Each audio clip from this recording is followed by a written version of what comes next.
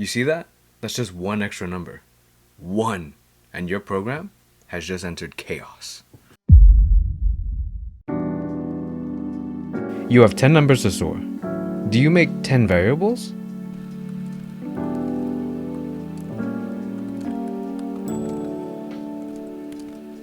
Of course, that's not really programming, that's punishment, which is why we have arrays.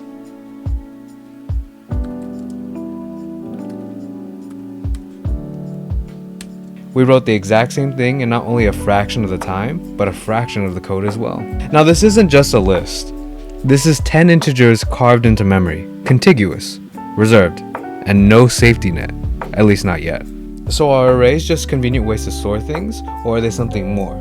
What exactly is an array? An array is a contiguous block of memory. Fixed size, same type, adjacent.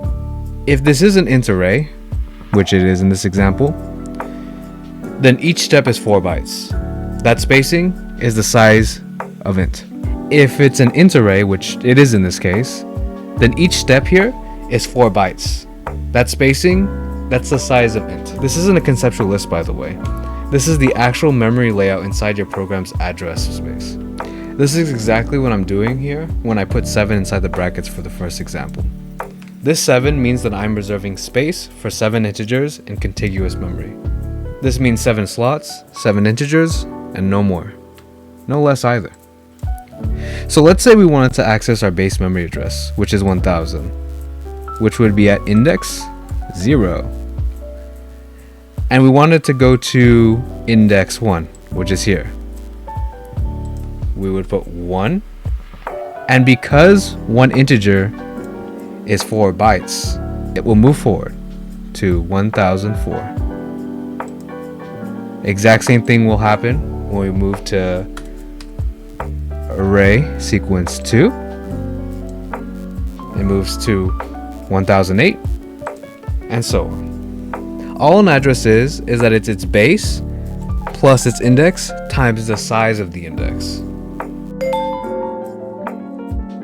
Because we reserve 7 integers, valid indices are 0 through 6, which means that putting something like 10 would go beyond our base memory and would cause issues. Big issues. Alright twin, we now have everything we need to understand why we got an error at the intro example. Ready? So if you look at our beginning example, this looks pretty bad, right? But if you were to take everything I've taught you about memory and apply it to this, things start to make a little more sense. Alright, let's use what we've just learned with memory. So if you remember, we're starting at base 1000 and we go all the way up to here, which is just 0 to 9. And you know it's 0 to 9 because 9 times 4 is 36. Okay, but why isn't this working? We said that starting at 0, I equals 0, we're going to go all the way up to right before 10. Right? Well, let's see what we're actually printing out. Just looking at our array memory and our for loop memory, which is going from 0 to 10, can you spot what's going on and why we might be getting an error? If not, take some time and think about it. If you said this, you'd be right. You gain 10 aura points. I'm feeling super generous. We're trying to store information in a place that doesn't exist in our array. That's like me trying to create matter out of nothing.